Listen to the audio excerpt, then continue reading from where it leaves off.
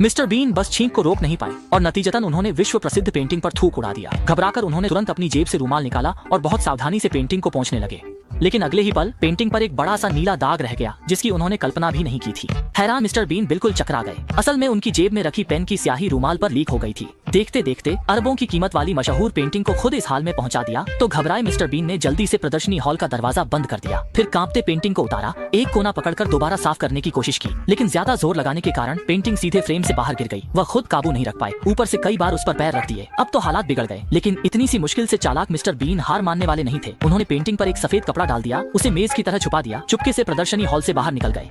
इसके बाद वे art gallery के स्टोर रूम में पहुंचे, जहां उन्हें एक बोतल पेंट थिनर मिल गई। मिस्टर बीन डरते डरते कपड़ा भिगोकर पेंटिंग साफ करने लगे और हैरानी की बात थी कि इसका असर बहुत अच्छा हुआ। यह दृश्य देखकर मिस्टर बीन की हिम्मत लौट आई और वे तुरंत पेंटिंग धीरे धीरे साफ करने लगे। जल्दी ही उन्होंने नीले दाग पूरी तरह हटा दिया। मिस्टर बीन को लगा कि अब उनकी मुसीबत टल गई है, लेकिन जैसे ही उन्होंने थिनर वापस रखा और मुड़े, जो नजारा उन्होंने देखा उससे वे लगभग बेहोश ही हो गए।